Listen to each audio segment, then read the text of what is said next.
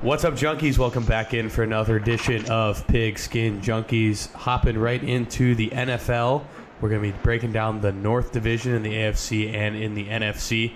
So, I got myself, Michael Larson, the big brother Jared Larson, and the one and only Scott Panza on the show.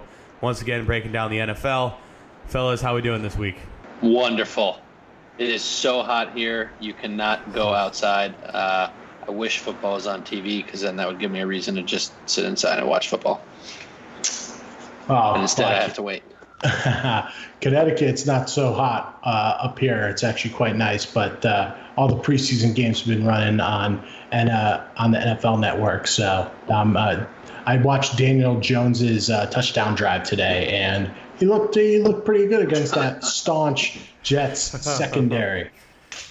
It's so funny to me that the guy literally threw like 4 passes, and now they think he's going to be the next Peyton Manning, and it's just like everybody pump the brakes. Sean O'Hara said he's a mixture of Peyton Manning and Eli Manning. Yeah, it's like, come on, dude. Gotta believe. Everybody relax for 4 seconds. What, you don't believe the hype after a preseason week 1 against the Jets? Come on. So in defense of all these like crazy fans, I don't know if you can be worse than Eli. So as long as he doesn't look completely inept in the preseason, I'd just throw him in there. What's he going to learn in year 1? You can't do that to Eli Manning. He's earned too much respect. It doesn't matter that he's been terrible for the last 5 years. How about he has to go out in style? Than any person ever. So guess what, Eli? Cash those checks, sign them on the back, and grab some aluminum over there. I don't think he'll take that. I know, he should, but I agree with you. So, Jared, you want to recap our listeners here on our draft.com competition? Sorry, there was no transition, or what are those called in the biz, Micah? Transition. Oh, I got that right. I'm getting better at this. Slowly but surely. So draft.com, guys, use the promo code Pigskin Junkies. If you sign up and make a deposit, you're going to get 2 things. The first one is you're going to get a free $3 entry into a game of your choice on draft.com. In addition to that, if you are one of the next 8 people that sign up, you're going to get into a league with Scott, myself, and 8 other junkies that we're going to be giving away $100 for free for first place. So very, very simple. All you got to do is sign up, make a real money deposit, and then after that, you're going to get those 2 things from us. And then as soon as that league fills, we'll be drafting. It's pretty neat. As I told you guys last week, I did it for a golf contest, actually the last 2 weeks. It's quick. It's easy. You don't have to worry about start, sit on any of this other nonsense that takes up time. I know we're busy. I know you guys are busy. You got stuff going on. So it really is, in my opinion, the most efficient way to play fantasy sports. Get the info from us and click, click, click, click, click, off to the races.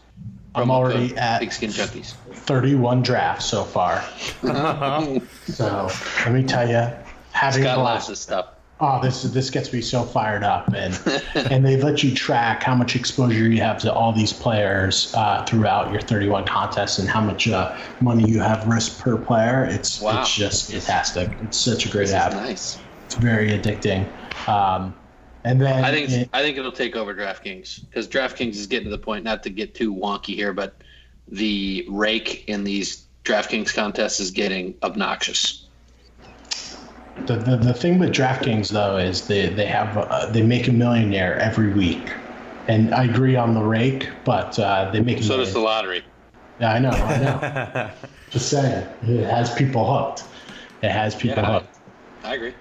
I guess my thing is, if you actually feel as if you don't want to just play lottery tickets, draft is going to be a better option for you. I think there's more. If you feel as though you're smarter than quote average Joe at NFL, your chances of winning money on draft are higher. That's fair. I agree. I was a huge fan of it. I started doing it last year, and I did a bunch of best ball, and then I did the weekly drafts, and it was a ton of fun. I mean, just listening to this podcast is going to put you ahead of average Joe. So that's the name of the game. Try and help you guys out at the water cooler. Yes, so I guess I'll do that part too for Jared to be happy. would love if you would subscribe to the podcast, follow on Twitter, let us know, tweet at us. Everyone's pretty active on that. All three of us are on Twitter, so if you have a question for one of us specifically, I know everyone wants to ask me questions because clearly I'm the brains behind everything. So please hold off all of the questions, but I'll get back to you as soon as I can. Bro, what pop filter do you use? What? What is the mic filters? The pop filter. Everyone's asking you producer questions. It was a joke. I was like, what are you talking about? So random. Thought we were having an issue with the actual stream for a second coming out on your end, so thank you. So Jared apologizes for throwing off the flow of the entire podcast early in the show. So my job. We'll get back to football here. So once again, though, to please Jared, rate, review, subscribe, much appreciated. I think HBO right now is jumping for joy with every passing second with this Antonio Brown stuff, because not only does John Gruden come on the show and drop 5 F-bombs within the first 10 minutes of the show last week, but now Brown is saying, one, he's out because he didn't wear the right shoes in his whatever frigid weather therapy chamber. Didn't wear any. And then now he's refusing to play football if he doesn't get to wear his old helmet again, which I'm sure Tom Brady's just sitting there hoping, wishing that this happens so he can go back to his old helmet too. But, I mean, what's the deal with this guy at this point? I can't believe what's going on with this guy because, he got what he wanted. He got his big contract. He went out to Oakland. He got paid. And now he's making another situation for a team that's in transition. And, he's putting himself in front of the team once again. So, and John Gruden is saying all the right things that he has to, that he's, supporting AB, but apparently he's gone radio silent and he's not even really talking to the team right now. And talk about a disaster when you allocate all this money to a free agent. Right. It's just those poor Oakland fans, man. Poor Brent Musburger. All these games. That's right. I know it must be exciting, but it's gonna just be painful. Yeah, for as sad as the fans are, I think Micah hit that on the nail on the head. The HBO producers must just be drooling, because I know I will be locked in at 10 o'clock Eastern Tuesday night, because it's just like, obviously the HBO people are going to cut Gruden. Like 6 of his first 8 words are F-bombs, and you got to fucking take it. Like, they might as well just cut in a Spider 2 Y banana from his days at ESPN. There's 30-something million reasons why Antonio Brown is not going to wear that stupid helmet. He's going to dance the jig. It's preseason. Nobody cares. He's got to get his feet right anyways. He'll be back. I did see something unique on Twitter that I thought was pretty valuable, and I don't remember who it's from, so I apologize for not crediting the thought leader. But basically, if you wanted to sign a waiver that said, okay, NFL, I'm going to wear this helmet, and then when I have CTE, I can't sue you, I don't get my pension, I don't get any of that stuff.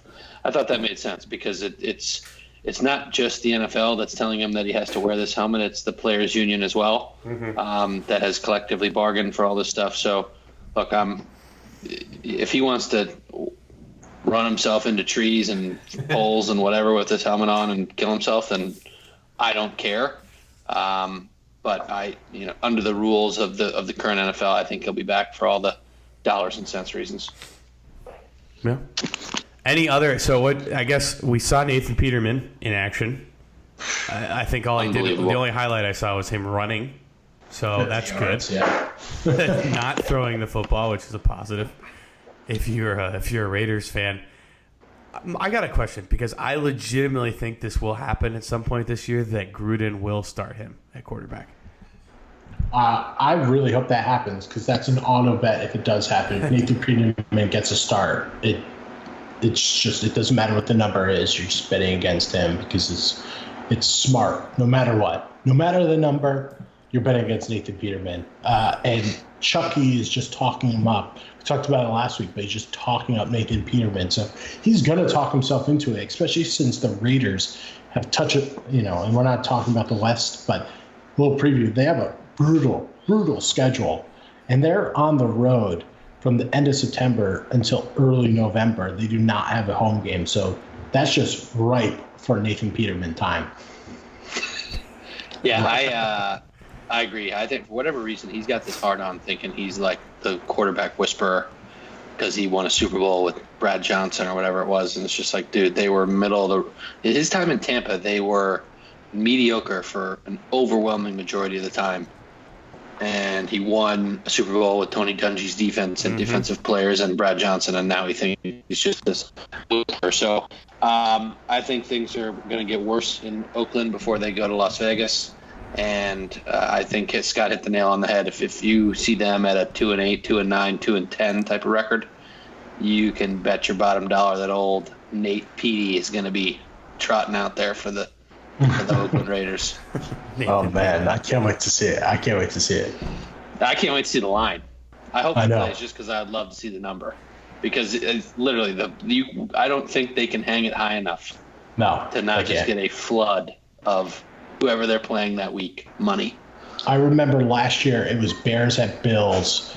Peterman starting. I think the number closed at 13, and I was texting you the morning of from my morning workout that we couldn't get enough money in on the Bears, and I think they won like 56-10, something like that. The Bears laying 2 touchdowns on the road with Mitch Trubisky, and I was praying that we could get more money on it. It's a perfect transition. It is a perfect transition, but I think actually to really piss Jared off, it is a perfect transition if the rundown said we were starting with the NFC North, but I believe the rundown says we are starting in the AFC North. Oh, yeah. So, Scotty Lepa, let's hear it, boss.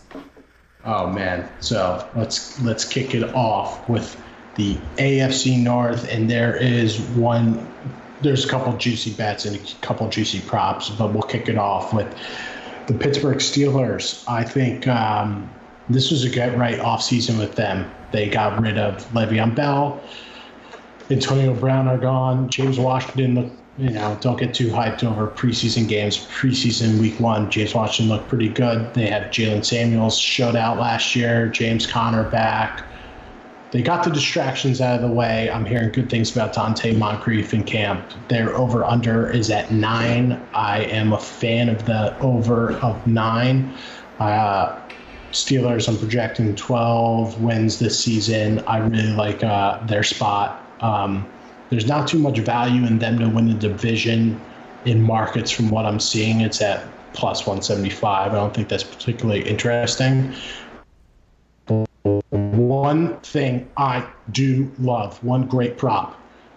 Now, I don't talk a lot of positive energy about Mike Tomlin. I don't think he's a great coach, but his odds to win Coach of the Year, I think, and the narrative around him winning Coach of the Year is so freaking juicy. He's plus 2,800 to win Coach of the Year. Now, let's say that the Steelers do go 12-4 this year, so they're probably right at the top of the AFC. And the narrative is going to be, hey, we got rid of Antonio Brown, we got rid of Le'Veon Bell, we got the team right. I got the team right. Coach of the Year. I love it. Plus 2,800. Throw a dart with that one. It's very intriguing. And they also have Devin Bush, plus 600 defensive rookie of the year. He's going to get a ton of time there. He's going to have to be a big part of that defense. I'm not a huge fan of it. I just haven't done enough research on previous defensive rookie of the year winners, but I think that could be a decent. He fell in the draft, right? He did fall in the draft. I felt like he did.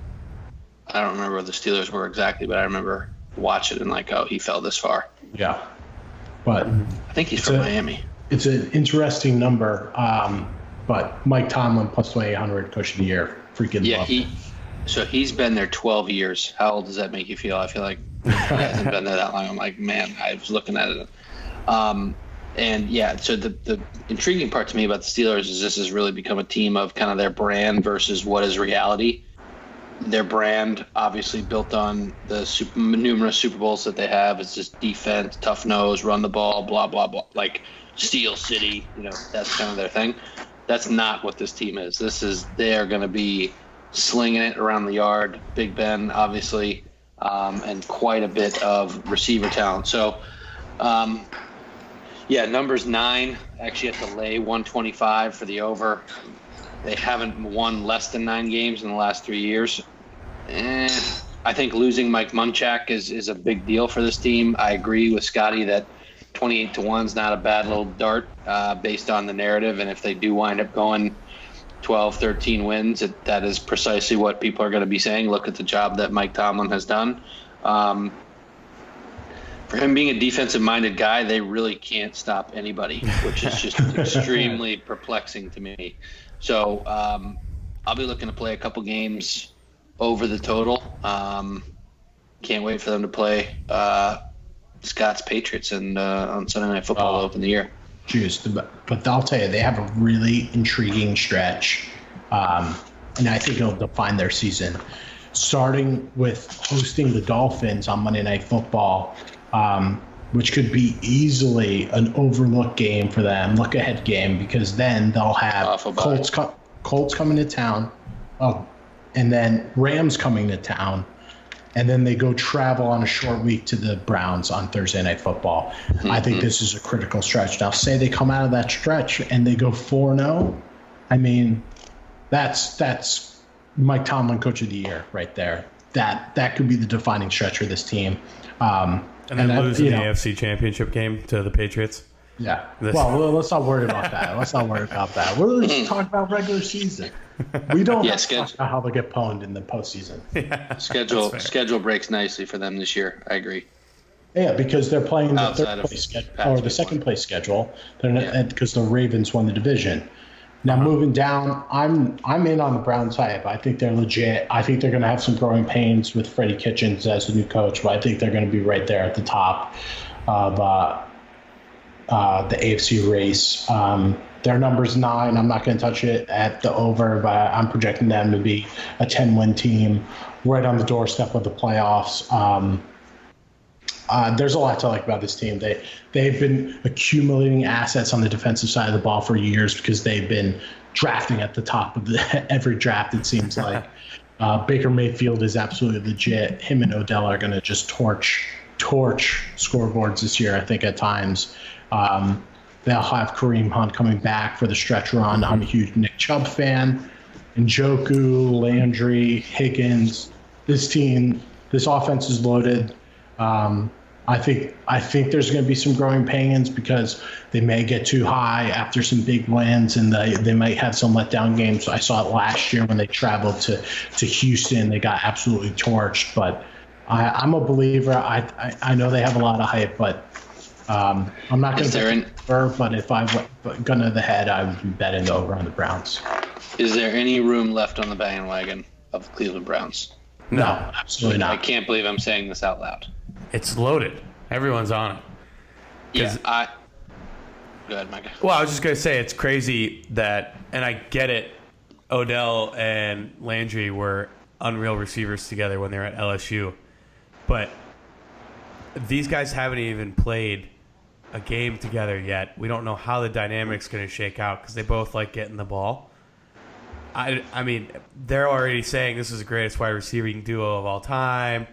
And there's a lot of really good duos in the history of the NFL. And for me, I get a little flustered because I think one of those is the Minnesota Vikings, which we'll get to later. But, and I'm not talking the current duo that they have right now. I'm talking about Carter and Moss. So, but I did think it was interesting that they did trade Duke Johnson. I think that just says, hey, Chubb, you're going to carry the load until Kareem Hunt gets here.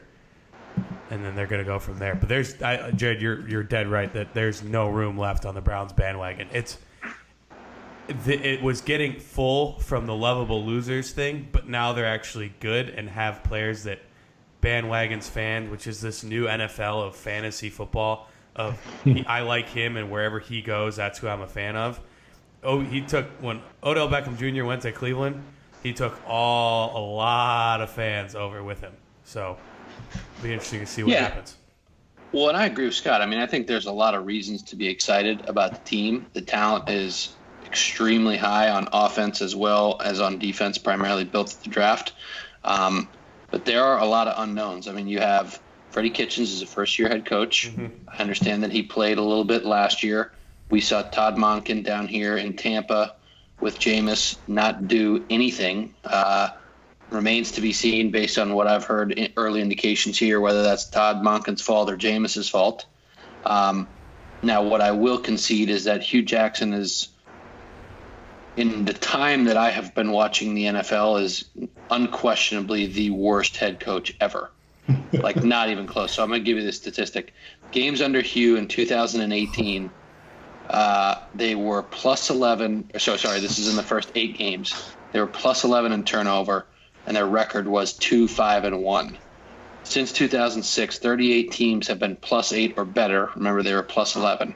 All of them had winning records. Hugh Jackson, 2-5-1. So Hugh got fired last year in week 8. And then after that, if you look at their schedule, it's actually pretty intriguing. They really didn't play anybody.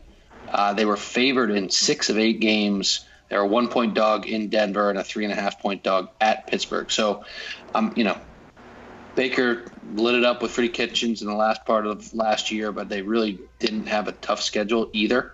So that, of course, is going to change this year with a little bit more of an improved schedule since they're not 0-16 or 1-15. Again, for me, it's just too much uncertainty. I don't disagree. There's a lot of talent. They're going to be improved. They should contend. All of those things. But when you tell me the Cleveland Browns are the favorite to win the NFC North, I cannot I cannot get there in my head. Yeah. Greg Robinson is the left tackle. Mike and I saw him at Auburn. Then he disappeared after getting, I think he was the number 2 overall pick for the Rams. Yep. Contract year, had a big year last year. And do you trust him to do it again? No. I don't. So there's just like I said, there's a yin and a yang, I feel like, for everything on this team, and it could go really, really good, and it could also go really, really bad. And usually you have high expectations and things start to unravel. I think Scott hit the nail on the head.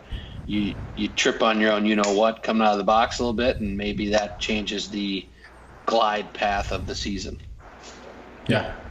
They have some easy road games. I mean, at the Cardinals, at Broncos, at Bengals. So those are very winnable games. So week 2, I think week 2 is going to be a great matchup.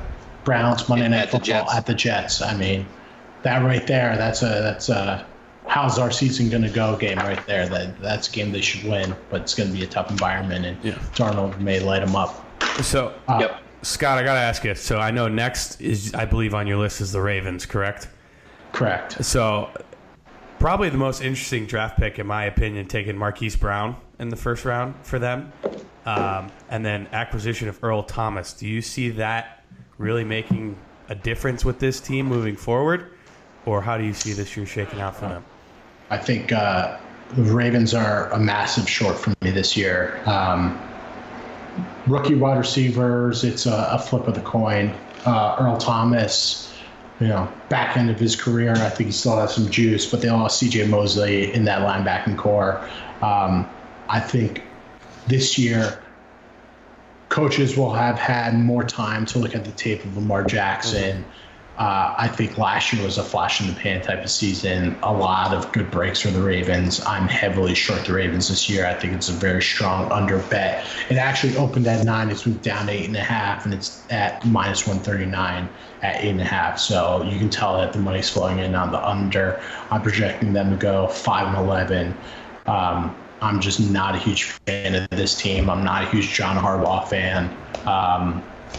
And I think that Lamar Jackson's going to really struggle now. Here's the biggest problem with Lamar Jackson. If he's going to continue to run like he is, and say he does go down for a game or two, the backup quarterback's RG3.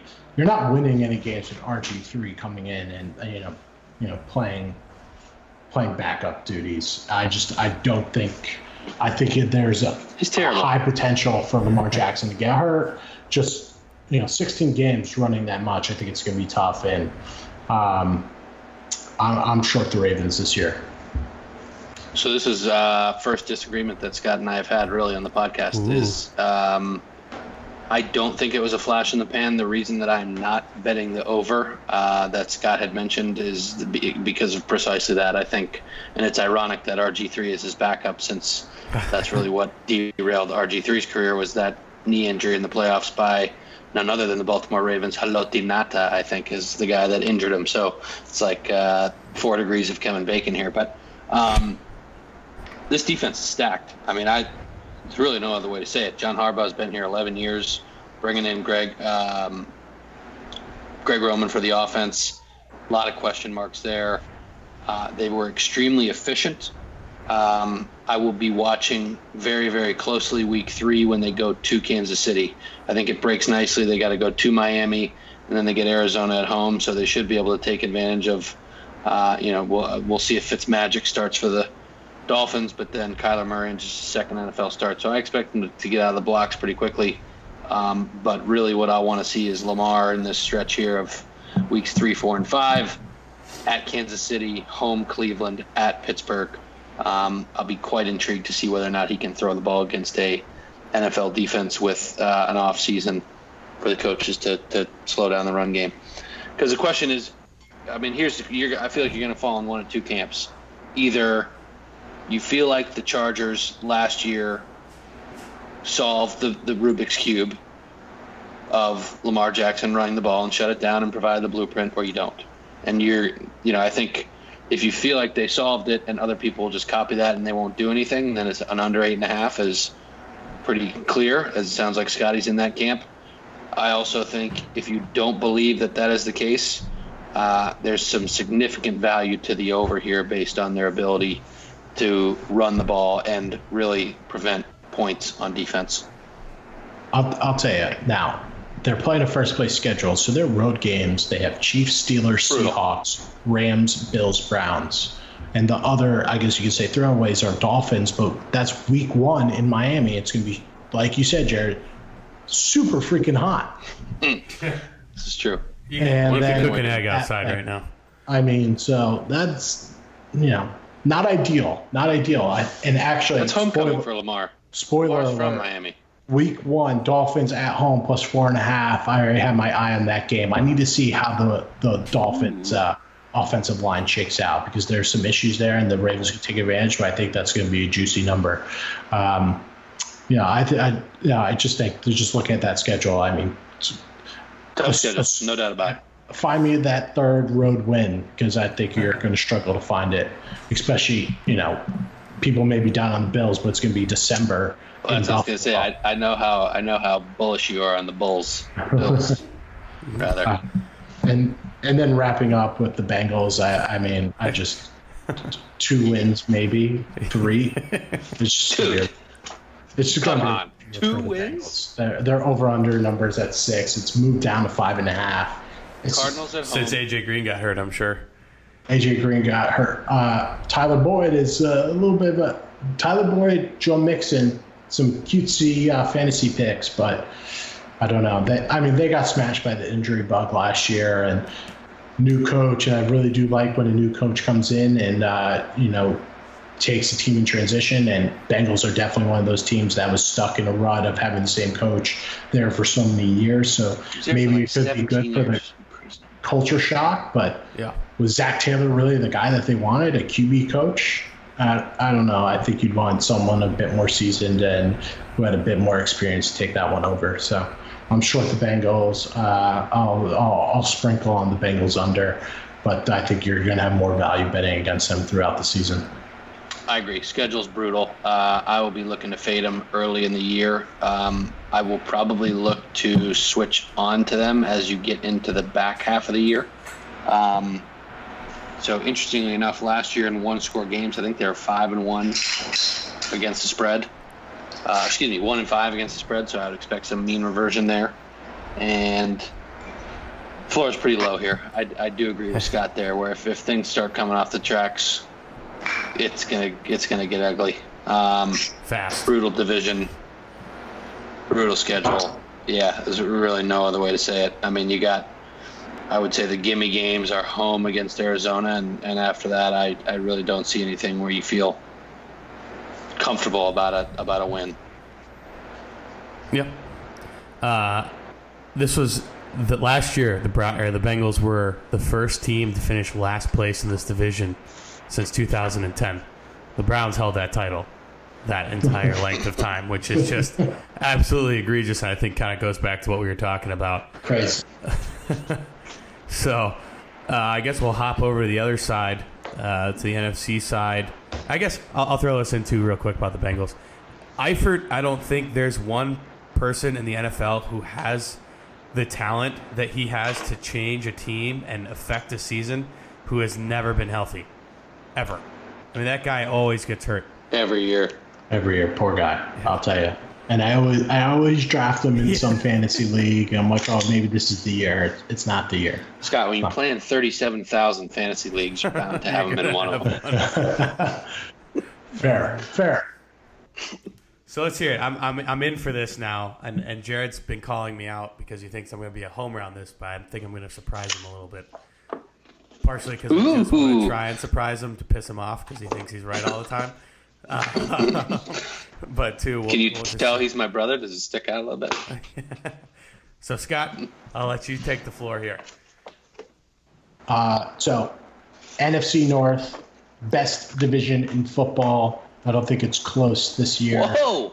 Best division in football. I think they're stacked from top to bottom, and that includes the Detroit Lions, who I know Warren Sharp has been going in on. But starting at the top. Speaking of homers.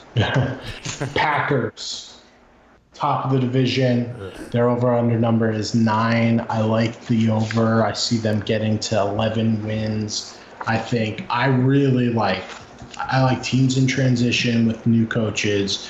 Matt LaFleur, I think, is going to do very well there, despite some friction that's already popped up between him and Aaron Rodgers because of some special teams drills.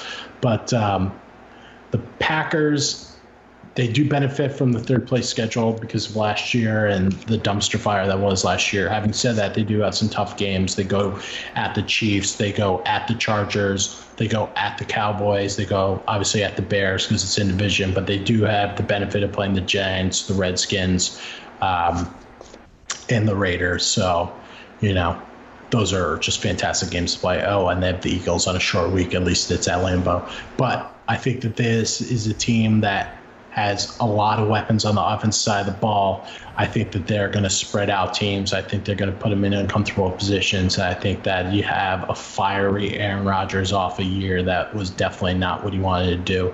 I see them coming out of the gate that Thursday nighter at Chicago and then kicking the tires on a good season. So I'm very long the Packers this year. And I think that this is a get-right year for Aaron Rodgers because we've been hearing a lot of hate throughout the media. Do we know why it's not the team that won the Super Bowl playing Thursday Night Football this year? It's because they're celebrating 100 years of the NFL, and these are two of the original teams. Got it. Okay, now it makes sense. Because that's what I was but also, isn't it always the? It's always the Super Bowl winner, and I think people are just sick of the Patriots in everyone's faces. So, they pushed it to Sunday night. Although I did hear that the Patriots had to approve that move. I'm not sure if that's true, but yeah, that's why you're not kicking off the year in Foxborough. I'm with Scott. I'm on the over here pretty heavy. I'm buying low on Aaron Rodgers. Really no other way to say it. Mike McCarthy just completely inept on offense. Matt LaFleur, the only thing that is really keeping me from just backing the truck up here is the way he called plays in Tennessee with Now, is some of that Marcus Mariota? Is some of that an inability to throw the ball because they had no wide receivers? A lot of variables there that I'm just not privy to. But I think and hope you're going to see them come out spinning it hard. And I don't care who the wide receivers are. The names don't matter. Aaron Rodgers has proven that over the course of a decade that Devontae Adams was like a 6th-round pick, and now he's a perennial Pro Bowler. So I think they're going to score a lot of points. Defensive line has improved drastically, primarily my boy Montravius Adams running the 2 deep. They drafted Rashawn Gary out of Michigan. A lot of dudes up there. So I like the Packers. I like them quite a bit this year. Tough out of the gate, so even if they start out 0-2, I would look to start playing them beginning in week 3. Yeah, it's hard not to like the Packs. Moving down, Bears, their over-under number is 9.5. There's a lot of talk about Mitchell Trubisky for MVP.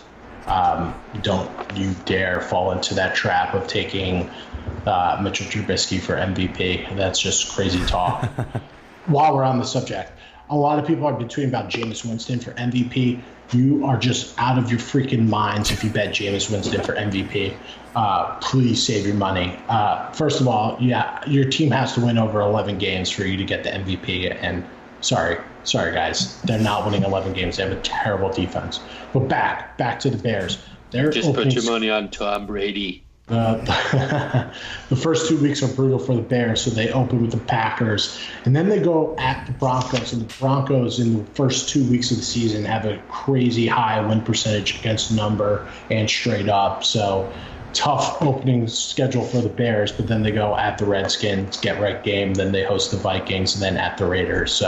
And that Raiders game, by the way, in October 6th, that's in London, that's an auto bet against Chucky, so don't forget about that, and I'm sure we'll be talking about it when the time comes. But I like the Bears. I'm not touching the over. I think their schedule is a bit too tough, especially they have the bullseye on their back.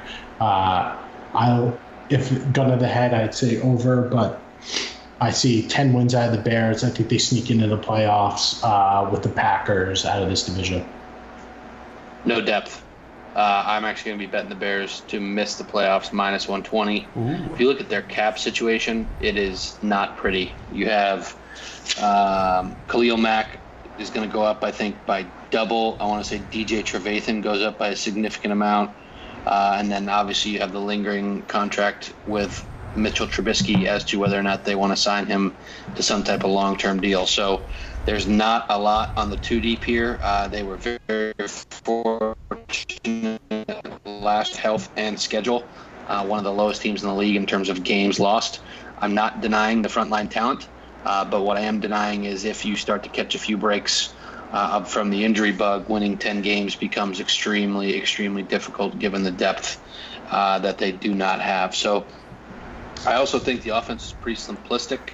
I'll be intrigued to see with an off season of film how that's treated after Matt Nagy's first year. I think you'll see a couple things going for it. You had 1, terrible injury luck. 2, John Fox goes to good injury luck, Matt Nagy, and second year of Mitchell Trubisky, which historically has been positive for NFL quarterbacks. So I just don't. Yeah, I'll probably be betting the under here, under 9.5. Again, I just think winning 10 games is very difficult to do, especially in this division.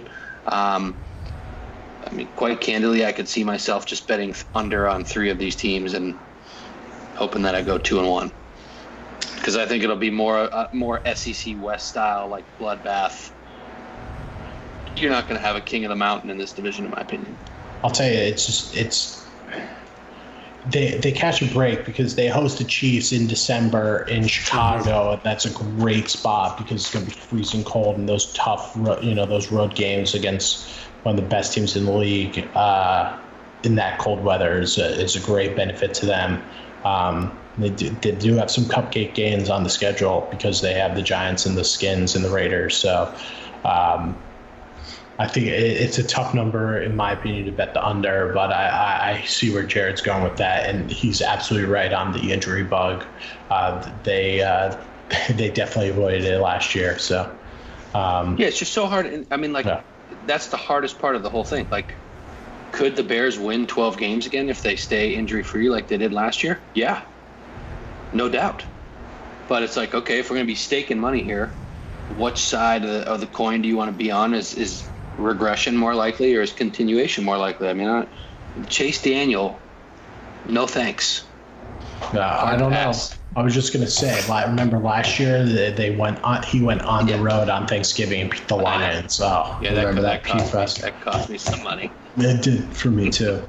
Moving down, Vikings Number's 9. I see him at 9. I love this team. They got a lot of primetime games on the schedule with Kirk Cousins, and that is not his forte. I believe he's 1-8 in those games. I love who was the safety that they convinced to stay at the last minute when he was going to sign with the Jets. Linebacker Anthony Barr.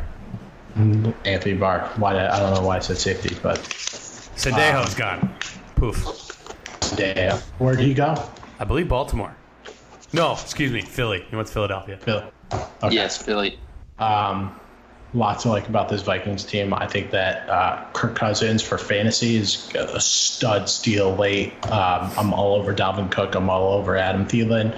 I'm all over a bunch of the those offensive stacks for fantasy. I'm just not sure if I see them sneaking into the playoffs. I think they have a tough schedule. Going on the road to Seattle late in the season, not ideal, and that's a prime timer.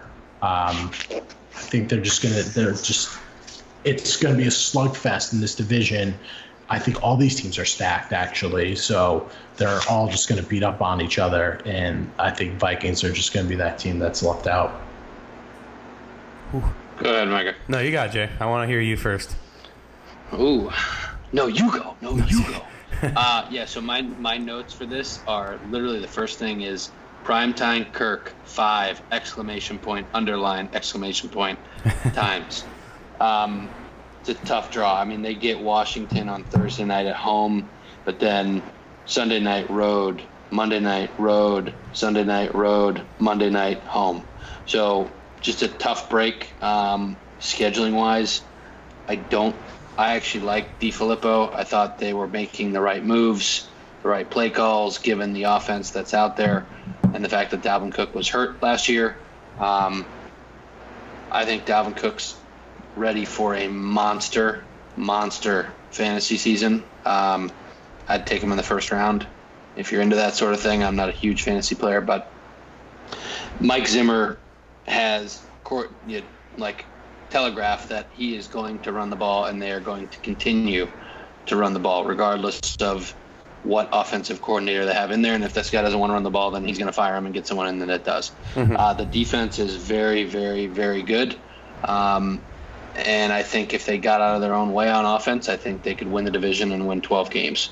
But I don't know that I trust crusty Mike Zimmer to do that. Great for interviews. Not sure that it's great for winning football games in 2019. And I would agree with Scott. Brutal stretch to end the year. I mean, listen, so they got bye week, then at Seattle in primetime, home Detroit, at Chargers, home Packers, home Bears. I mean, just woof. Mm-hmm. Brutal. And multiple primetimers in that. So they could get flex, but that Monday nighter at home against the Packers week 16, that's, you can't flex that one. Yeah. That's locked and loaded. So I was going to say, the Sunday nights can get flexed, but the only ones at the Chargers, which I expect the Vikings to be good, so as long as they don't completely implode. Mm-hmm. And then moving on down, Lions, I have them at 6-7 wins. The over-under is 7. I'm not touching that, but what I will say about this team is they loaded up on the offense this year. I love TJ Hawkinson. I think that this team is going to be a great team to bet throughout the year because they have a lot of hate raining down on them. I think they're going to get a lot of good numbers. Notwithstanding week 1, they're minus 2.5 at Arizona, and I think that Matt Patricia is just reliving week 1 last year where they got torched at home against the Jets. I can't see him allowing them to get torched 2 years in a row opening week 1 against a rookie quarterback. So I think that's an intriguing number. You don't really you don't make a lot of money betting road favorites, especially ones that finished 4th in their division last year with 5 wins. But by the end of the year, all their offensive weapons were hurt. Kerryon Johnson was hurt. They had Golden Tate out for the year, Marvin Jones out. They were just struggling. They had no bodies at the end of the year. I think this is the year that they unleash the Kerryon Johnson, and getting rid of Theo Riddick is a great indicator of that. I think they have a bunch of weapons on the offensive side. They got Hawkinson now. They have Babytron, Kenny Golladay, Marvin Jones coming back, Danny Amendola in there. Jermaine Kearse just broke his leg, which is brutal for them. But I really like this Lions team. I am going to really enjoy betting them throughout the season because I think they're going to get some good numbers. I just can't say that I love the 7 number that their over-under is. And that's kind of fishy that the number is 7 with, the type of reputation that Patricia has right now. But one prop I do like is Matt Stafford over 24.5 touchdown passes at -110. I think that's pretty juicy. Mike, you want to go Vikings? I mean, I can if you want. Real quick. Yeah, so... Sorry, Mike. No, you're good. You're good. I was just going to ask you, Scott, I know there's somebody else, and you mentioned him. Who else do you really love that Jared and I love on the Detroit Lions?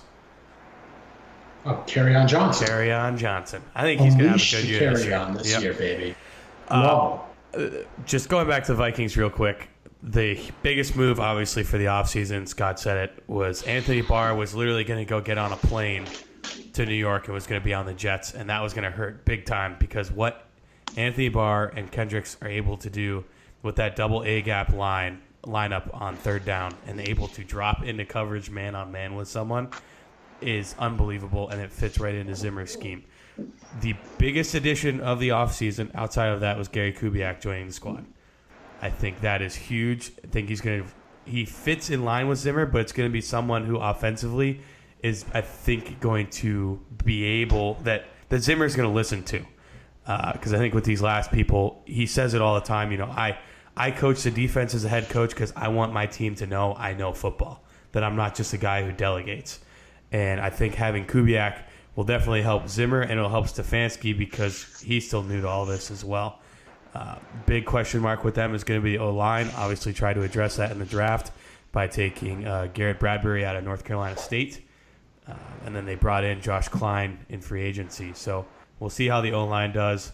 Jared's right. I think Dalvin Cook's due for a big year. You see the explosiveness over and over again. If the ground game gets going and they can hit you with play action, and then they have Kyle Rudolph, Stephon Diggs, Adam Thielen, and look out below. Yeah, and Irv Smith Jr. Out there as well.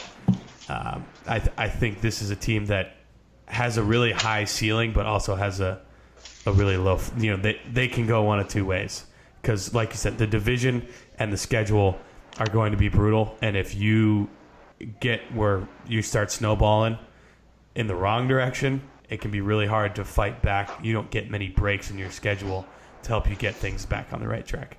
But Jerry, what do you think about the Lions?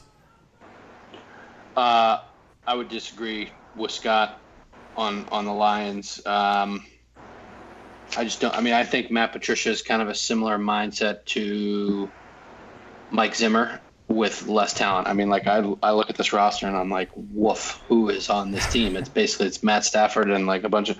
Now we all, of course, kick and giggle and love Kerryon Johnson, but I don't know who he's running behind. Right. So I've seen better talents than him, and if you don't have anyone to run behind, it doesn't end well for you. I was very concerned with Matt Patricia's first year as head coach. Candidly, I think he looked overwhelmed. That was never more evident than week 1 against the Jets when they got just boat raced. So I don't know. I think, which is just very perplexing to me because Belichick is so successful and almost all of his lieutenants have been unsuccessful. And I just don't understand why. I can't put the pieces together in my head. So anyways, to get rid of whoever they had last year, they bring in Darrell Bevell. Woof. To coach the offense. I mean, I just don't. I was really big on Jim Bob Cooter. I think you have arguably the best arm talent in the NFL, at least at the time. Maybe not anymore because he's a little older. And Matt Stafford, like you should be throwing the ball 50 times a game. Just chuck, chuck, chuck, chuck, chuck. And then I think at least if especially with Kerryon Johnson, if you can almost pass to set up the run, I think that's more effective than the opposite, which is clearly what they did last year, which was try to run and set up the pass, and that's where I think Kerryon wound up getting hurt. So, do I doubt Matt Patricia's ability to scheme on defense? No, but you also have to have some talent, and this division is brutal. I mean,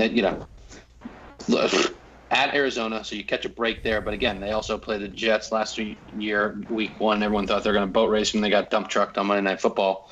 Then you got Chargers, Eagles, Chiefs, bye, Packers, Vikings. I mean, that screams 1-5 with a bye already in the rearview mirror. So at that point, you're going to have likely one of the teams in the NFC North 4-2, 5-1, something like that. I'm trying to think about the mindset. Then Patricia starts looking around for fleas in his beard, and people are saying, "Hey, you might lose your job." And I don't know. I don't feel as though the scheme that he wants to run matches up with the personnel they have, which is not an indictment on him as a coach, but it's just not. What Parcells say about the ingredients and all that nonsense. I don't think it fits. They brought in a lot of guys defensively. They drafted a bunch of defensive guys. So they brought in Trey Flowers. They brought in Justin Coleman. They drafted defensive players post Hawkinson. So I think if you're going to take the short route that Jared's saying, and you're going to be uber short the lines, then maybe a good bet is first coach fire Matt Patricia, because he's already hearing the boo birds in preseason because they got lit up by the Pats. Yeah. And they just signed Josh Johnson, I believe, to be the backup quarterback. Why? Whoever played this past week was just awful. So, you got to bring in Josh Johnson, who could cover Week 16 at Tennessee. That's right. Okay. Right. That game got him paid an extra $6 million for this year. Yeah, good for him. Gotta get. Seriously. So, Sky, I know you kind of hinted towards them in the AFC North, but there are any sort of lines, and Jared, you as well, but any sort of lines in the NFC North that people can cash in on outside of obviously over/under wins and losses? The to win the division numbers were all pretty crappy. Yeah, I mean, even the Vikings were only plus 200. So if you could have got Vikings closer to plus 300, I think it'd be worth it. But I mean, it's too tough a division. They're all bunched together, so I don't think you're getting a ton of value there. I looked at props. They weren't particularly juicy because all the Trubisky stuff is bet up, and then all the Aaron Rodgers stuff based on hype is bet up. So nothing as juicy as Mike Tomlin at plus 2,800 next year. So unfortunately, I do like that. The only prop I really had was Matt Stafford over 24.5 TD passes. That's a nice one. I will be betting the Bears to miss the playoffs. I prefer that to the laying 150 to go under the 9.5 wins. I can get them to miss the playoffs at minus 120. And then I will be betting the Packers to make the playoffs at minus 120 as well. Kind of the same thought process there. So instead of laying all the juice on these totals, if the Bears make the playoffs at 9, then so be it. That's a risk I'm willing to absorb. And same thing with the Packers. I don't think, if they win 9 and don't make the playoffs, then so be it. Yeah, I think if the Packers mesh early, and I think we've all kind of realized that Aaron Rodgers is a personality. Bad man. Well, yeah, and all that, and blah, blah, blah. And he's great. There's no arguing that he's great. But if that machine doesn't start rolling early, it could get shaky. But I think the Packers are definitely due for their time back in the sun. But fellas, I know we have I believe a Vegas trip coming up here, and I'll let you talk about that and then we'll wrap up the show. Scott, you want to go? Yeah. Take it away. Next weekend, we will, the 23rd and the 24th, we will be in Vegas. And the Friday night, we will be at the Circa contest, signing up for the contest there. We'll be there Friday night around 6, 7 o'clock at night. If you guys are in town, hit us up on Twitter, tweet at us. We'd love to grab a drink and talk about Darren Stevens is paying. That's right. Oh, yeah, that's right. It's going to be so open bar. We don't have to buy you a drink. Just come by and we'll let someone else buy you a drink, and we can talk football. We'll chat up. And then the next day, we will be at the Westgate, and we will be signing up for the Super Contest. And we're super juiced. We're ready to rock and roll. I can taste it. I got, week 1 lines all in my head right now.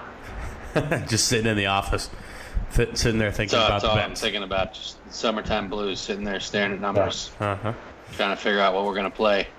Yeah, and we cannot say enough positive things about the people at the Westgate. They have been so warm and welcoming and so whelming. I think that was like a mash up the two things. It's getting late here on the East Coast. I'm an old man. It's bedtime. They've been fantastic. I really cannot say enough positive things about them. Highly recommend getting out there and seeing them and doing the contest and all that fun stuff. It's true. Yeah. We had a great time out there. So that's going to do it. Micah was completely spoiled in his first go-around. It's true. I tell people that all the time. I go, next time I go out there, it's not going to be the same. But so that's AFC NFC North Preview. For those of you who also like to listen to our college stuff, Jared and I are going to be getting together to talk Big 12 tomorrow. So that podcast should be coming out this week as well. So lots to look forward to. If you've made it this far, please subscribe, rate, review, all that fun stuff. Follow on Twitter at pigskin_junkies. Tell us we suck. Tell us we're awesome. We don't care. We just want to talk to you. I was going to say, we're out here putting our opinion in permanency on the internet. So get on Twitter. Let me hear what you got. I hate these week 17 truthers that are like, oh, yeah, I picked this team. It's like, oh, did you? Well, we have a documented record on the internet that says we do. So what are you doing? It is true. Put it out there somewhere. I don't care how many followers you have. Doesn't matter. Take a picture. You put it out there on the line. Yeah. I was going to say, put it in 2019 black and white ink. Yep. On Twitter.